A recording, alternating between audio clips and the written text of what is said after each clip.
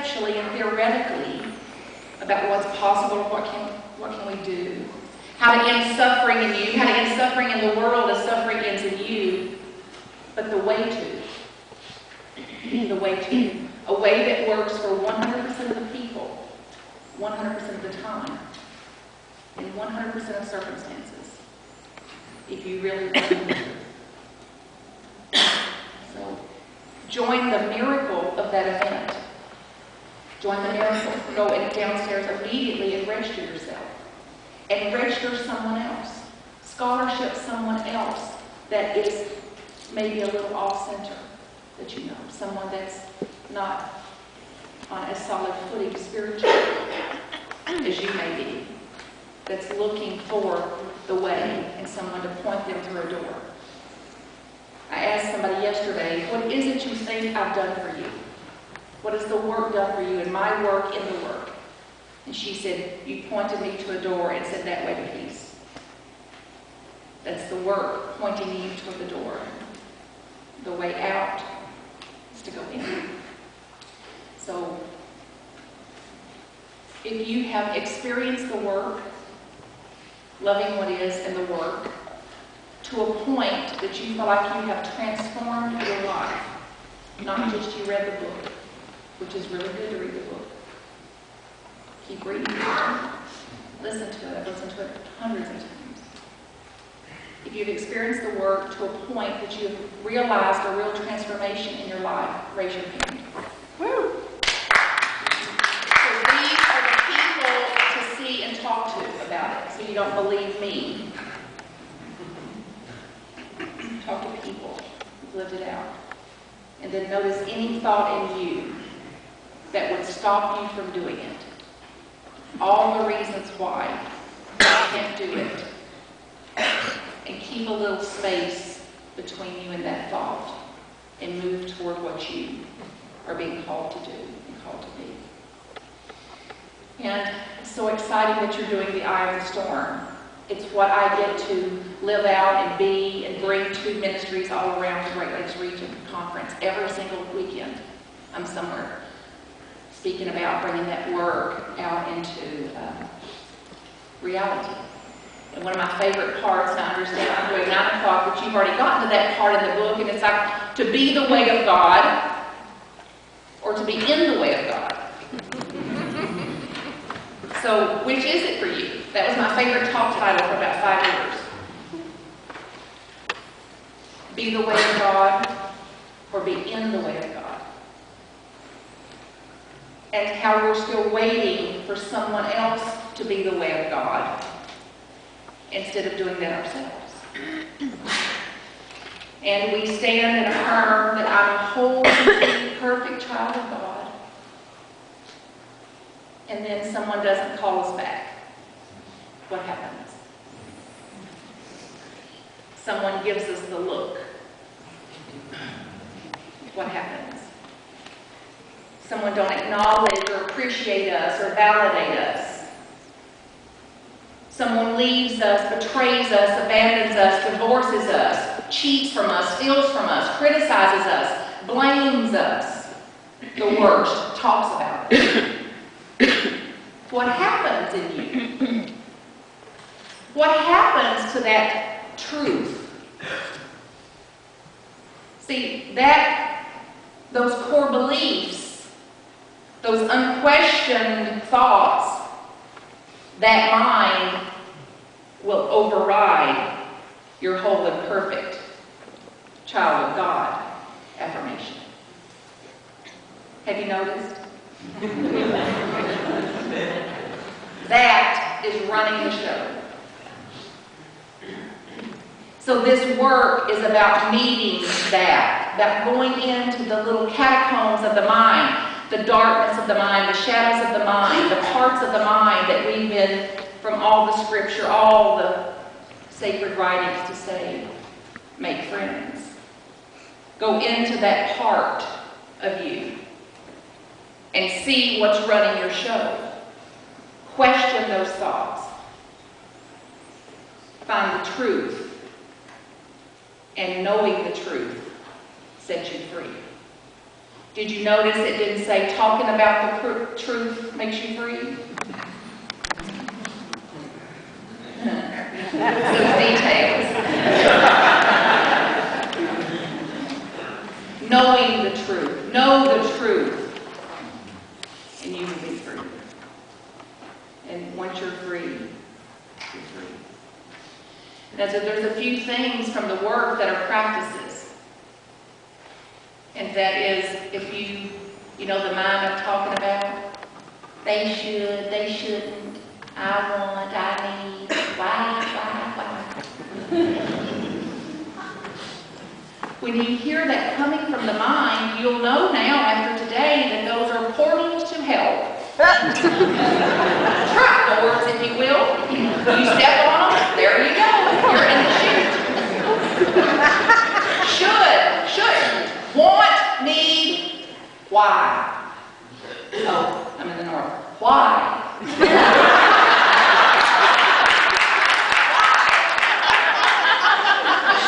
shouldn't, I want, I need, why? Why me?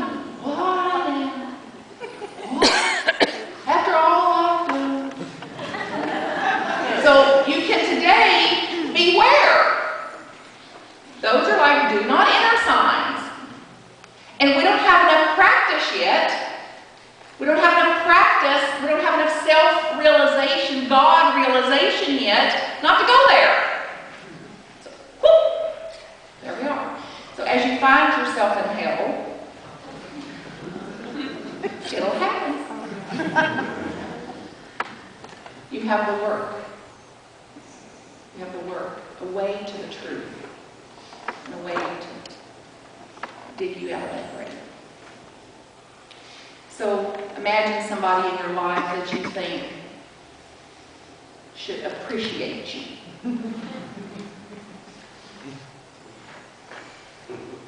After all you've done.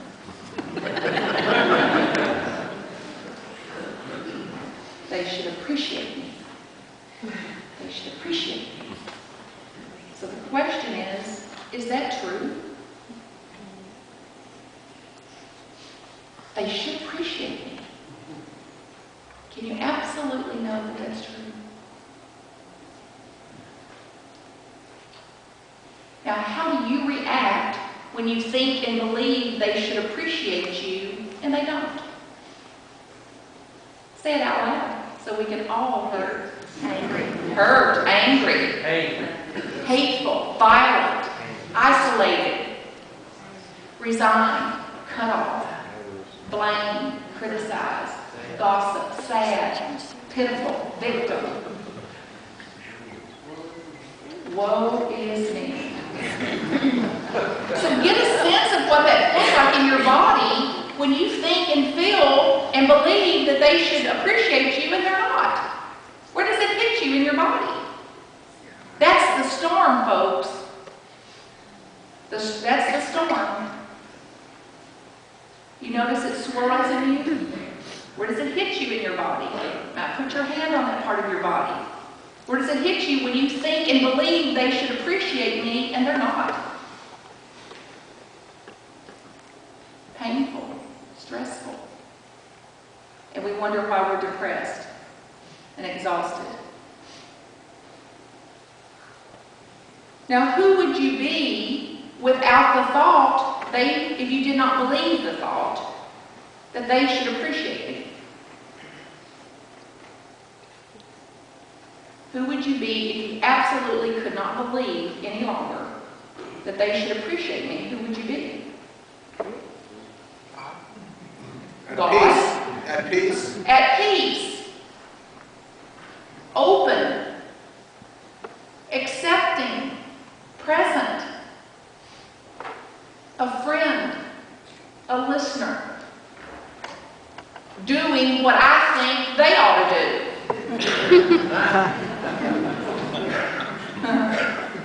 If I think it should be easy for them to appreciate me, let me do that first.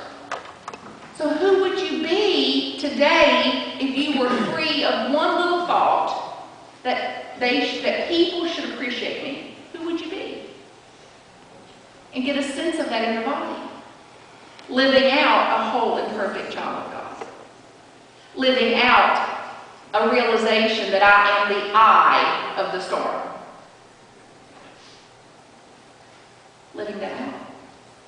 So that's the work. 4 questions. Very simple. Very profound. No stressful thought is true.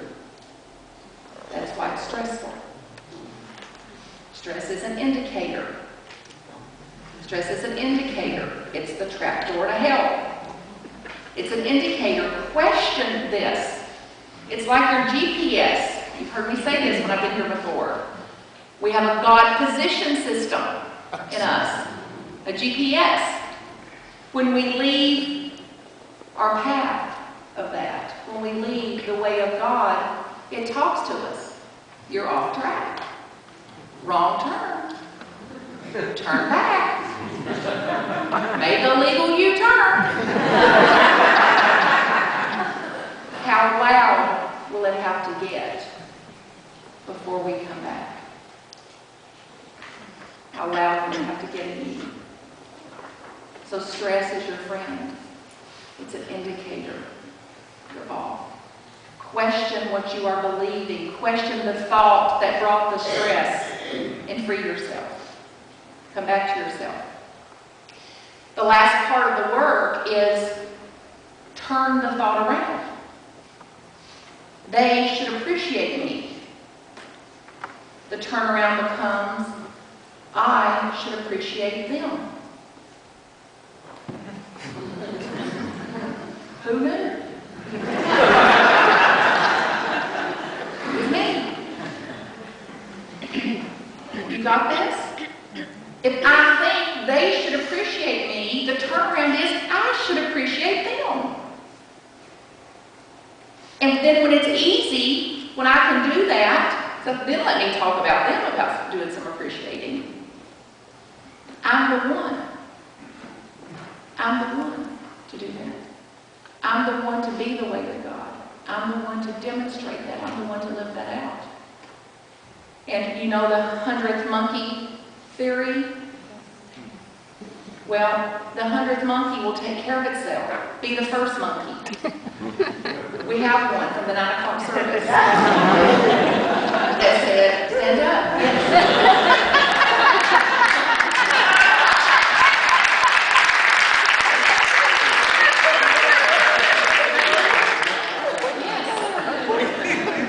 Be the first monkey. Be the one to be the way of God. That's what you can leave your family. That's a legacy to leave. That's what you can teach the youth.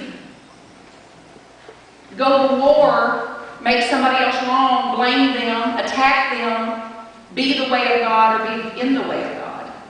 It's very simple. 2 things. One is peaceful, one is painful. One hurts, one doesn't. You are deciding.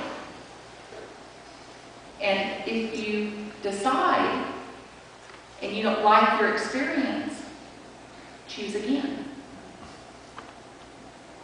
Choose again. What would shift here if I chose to be with God? Another turnaround, when I think they should appreciate me, another turnaround is I should appreciate me. When's the last time you appreciated you for anything? You're the only one that can do that. You're the only one that can acknowledge you, that can validate you, that can bring you home to the way of God. We cannot do it. It's impossible. Have you noticed? Everybody else can do it, but it's just not enough. It's not what you're wanting. It's not what you're looking for. So it's like only you can do that. And besides, we're busy. Well, we're busy. We got this to deal with. And trust me, that's all most of us can hear. We can't hear you because we've got that. It's like you appreciate you. And another turnaround is They should not appreciate me. They shouldn't appreciate me unless they do. Now, can you get a glimpse of why they wouldn't appreciate you? Go back to the part about how you treat them when you think they should appreciate you and they don't. Remember that little vision? Of how you treat them? Well, can you get a glimpse as to why they may not appreciate you? So it's up to us to do that first. So that work, those 4 questions, those 4 little questions and a turnaround, I have witnessed thousands, and audio and video witnessed millions of people navigate every single thing you can imagine that they live through their life. Being raped, tortured, robbed, war, maimed, shot, kidnapped, raped. There's nothing that's happened that those 4 questions cannot navigate. 100%. So it's not just for a few of us. It's for all of us. And then we've got these. They should love me. They should like me. They should appreciate me. They should understand. Blah, blah, blah. So the same questions need those. And as we take down those core beliefs, we take down those stories, we take down those shadows, we take down that darkness, light is there. God is there. Reality is there. Peace is there. And it absolutely cannot be there until you go into that darkness and shed a little light. We're just in a big dark cave looking for a little light. My work last weekend was canceled, so I went home to Buck Tussle, Kentucky. That's the most famous part about me. That is in the border of Tennessee and Kentucky, right in the middle in Monroe County. It's also where the Beverly Hillbillies came from. So when you go away and say she sounded like one, you'll like, it was true. She is one. The scripture they used in my mama's little country church with 30 people. She just started going to church, by the way. She's 70. She's into a new reality, a new spring. And the scripture they used was very meaningful to me. Then last night, some of my friends went to their church here up in the north part of Cincinnati, and the scripture they used was the same scripture. And I have a covenant with God, which is something very meaningful for me. It's something I could really use. Be sure to say it 2 or 3 times really quick and from different sources so I might hear it. Well, there it is. I am the true vine, and God is the vine grower. God removes every branch in me that bears no fruit. Every branch that bears fruit, God prunes to make it bear more fruit.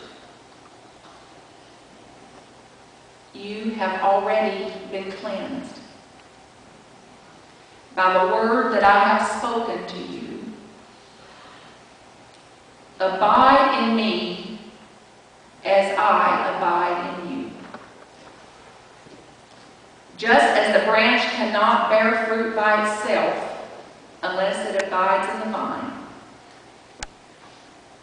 neither can you unless you abide in me. I am the vine. You are the branches.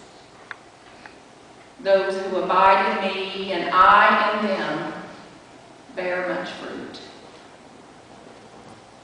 Because apart from me, you can do nothing.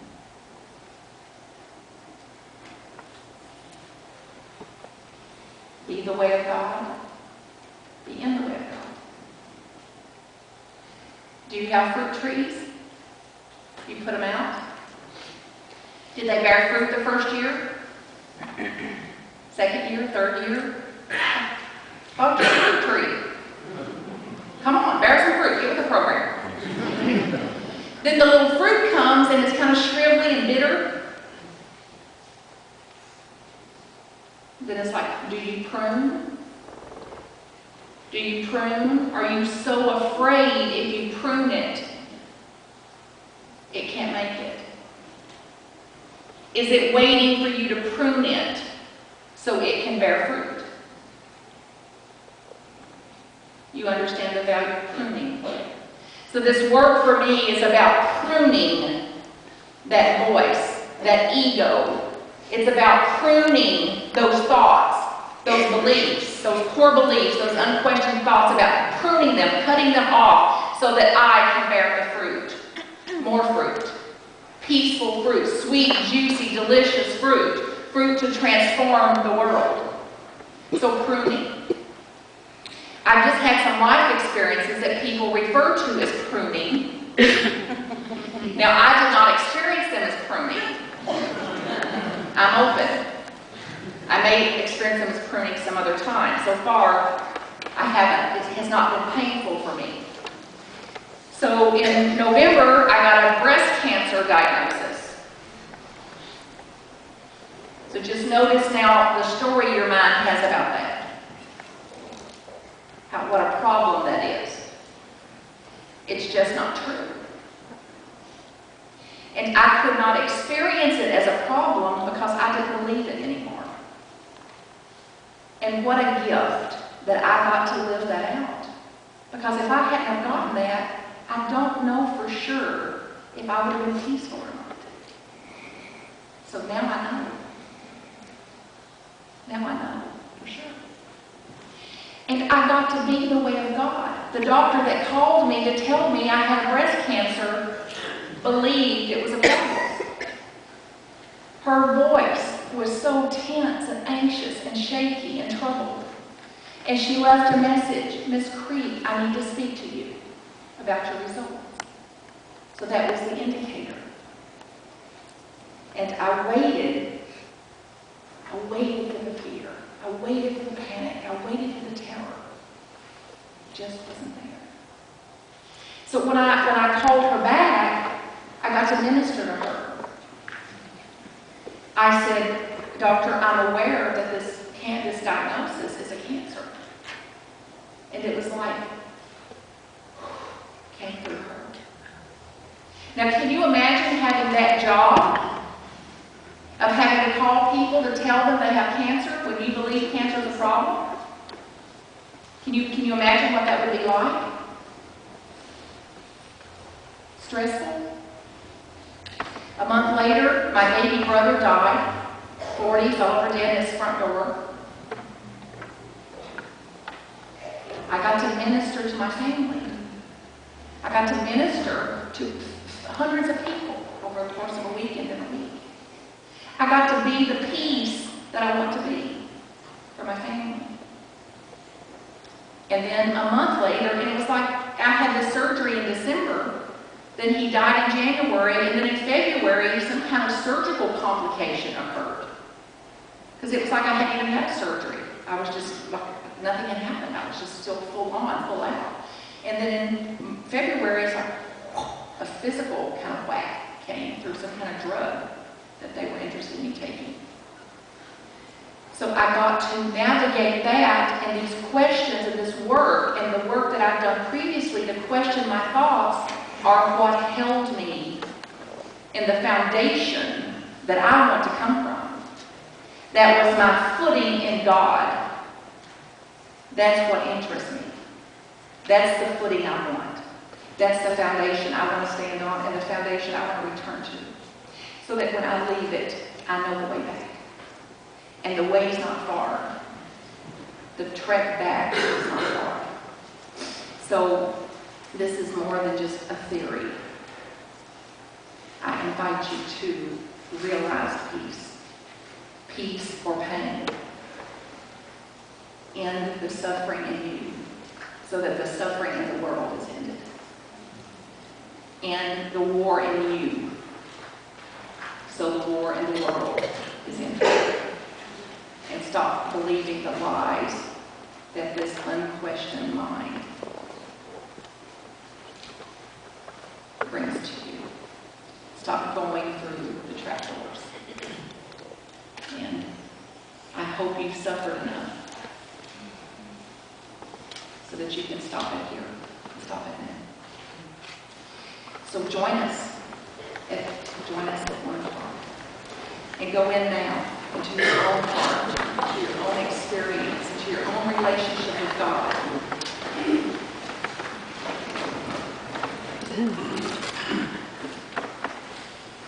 And invite and invoke and excite a presence of God in you as a peaceful, sane, calm, loving, accepting, joyful way.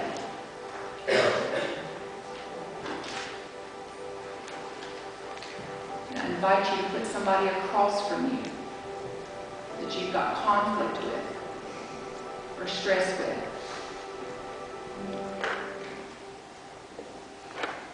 And look at them. Drop your story of them. Drop your story of them and look at them. Look at them in their eyes. Look at them as the face of God.